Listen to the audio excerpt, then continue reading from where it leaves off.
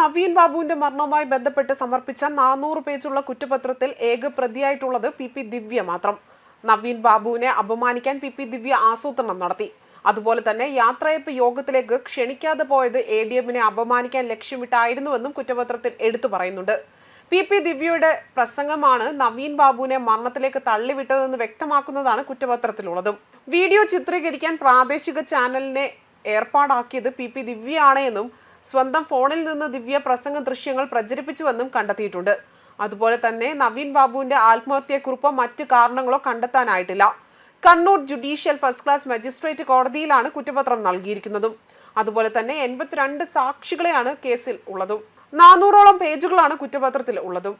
അതേസമയം നവീൻ ബാബുവിന്റെ മരണം കൊലപാതകമല്ല, മറിച്ച് ആത്മഹത്യയാണ് എന്ന് കുറ്റപത്രത്തിൽ നേരത്തെ തന്നെ കണ്ടെത്തൽ ഉണ്ടായിരുന്നു. നവീൻ ബാബുവിനെ പിച്ചി ചീന്തണമെന്ന് പി ദിവ്യ ഗൂഢാലോചന നടത്തിയ അടക്കം പ്രാദേശിക ചാനലിനെ വിളിച്ചു വരുത്തുകയും വീഡിയോ എടുത്ത് അത് ദിവ്യയുടെ ഫോണിൽ നിന്നും പ്രചരിപ്പിച്ചതടക്കമുള്ള തെളിവുകളും കണ്ടെത്തുകയും ചെയ്തിരുന്നു. ഈ കണ്ടെത്തൽ നവീൻ ബാബുവിന്റെ മരണം കൊലപാതകമല്ല, ആത്മഹത്യ തന്നെയാണെന്നാണ് വിരൽ ചൂണ്ടിയതും. ഇത് സംബന്ധിച്ച് കുറ്റപത്രം ഒരാഴ്ചയ്ക്കുള്ളിൽ നേരത്തെ സമർപ്പിക്കുമെന്ന് വ്യക്തമാക്കിയിരുന്നു. നവീൻ ബാബുവിന്റേത് ആത്മഹത്യ തന്നെയാണ് എന്നും പ്രേരണ പി ദിവ്യയുടെ പ്രസംഗമാണെന്നുമാണ് കണ്ടെത്തിയിരുന്നതും. ഇനി കേസിൽ ലഭിക്കാനുള്ളത് രാസപരിശോധനയുടെ ഫലം മാത്രമായിരുന്നു.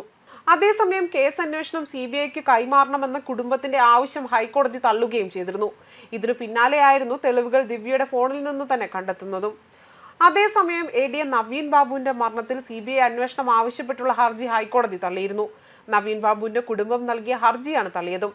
നേരത്തെ സിംഗിൾ ബെഞ്ചും ഹർജി തള്ളിയിരുന്നു. മരണത്തിൽ ദുരൂഹതയുണ്ട് എന്നും അതുപോലെ തന്നെ CBI അന്വേഷണം വേണമെന്നുമായിരുന്നു ഭാര്യ മഞ്ജുഷയുടെ ആവശ്യം. CPM നേതാവും മുൻ ജില്ലാ പഞ്ചായത്ത് പ്രസിഡന്റുമായ പി ദിവ്യ പ്രതിയായ കേസിൽ പോലീസ് അന്വേഷണം കാര്യക്ഷമമാക്കില്ലെന്നതായിരുന്നു മഞ്ജുഷയുടെ ഹർജിയിലെ ആക്ഷേപം. നവീൻ ബാബുവിനെ കൊന്നു കെട്ടിത്തൂക്കിയതാണ് അന്നത് തന്നെയുള്ള സംശയമുണ്ടെന്നും കുടുംബം നിലപാടെടുത്തിരുന്നു. എന്നാൽ അന്വേഷണം നേരായ വഴിക്കാണ് എന്നും ആത്മഹത്യ എന്നാണ് പോസ്റ്റ്മോർട്ടം റിപ്പോർട്ടിൽ ഉണ്ടായിരുന്നതെന്നാണ് സർക്കാർ എടുത്ത നിലപാട്. കോടതി നിർദ്ദേശിച്ചാൽ അന്വേഷണം ഏറ്റെടുക്കാമെന്ന് CBIയും കോടതി അറിയിച്ചിരുന്നതായിരുന്നു. അഭിപ്രായം പറയാനുള്ള ആർജവവും അതുപോലെ തന്നെ അടിയറവ് വെക്കരുതെന്നും പോരാട്ടം തുടരുമെന്നും കോടതി ഹർജി തള്ളിയതോടെ തന്നെ ദിവ്യ പ്രതികരിച്ചതും. അതേസമയം ചിത്രകാരൻ പൊന്നിയൻ ചന്ദ്രന്റെ വരികളും അതുപോലെ തന്നെ വരയുമായിരുന്നു പി ദിവ്യ ഫേസ്ബുക്കിൽ പങ്കുവച്ചുകൊണ്ട് രംഗത്ത് വന്നതും. കേസിനെ കുറിച്ചൊന്നും പറയാതെയായിരുന്നു അവർ കുറിപ്പ് പങ്കുവച്ച് രംഗത്ത് വന്നിരുന്നത്. അതേസമയം ഈ ഹർജി തള്ളിയതിനു ശേഷം പി ദിവ്യയുടെ ഫേസ്ബുക്ക് കുറിപ്പും വൈറലായി മാറിയിരുന്നു. ചിത്രകാരൻ പൊന്നിയൻ ചന്ദ്രന്റെ വരികളും വരയുമായിരുന്നു പി ദിവ്യ ഫേസ്ബുക്കിൽ പങ്കുവച്ചത്. കേസിനെ കുറിച്ചൊന്നും പറയാതെയായിരുന്നു അവർ കുറിപ്പ് പങ്കിട്ടതും. ന്യൂസ് ഡെസ്ക് കർമ്മ ന്യൂസ്.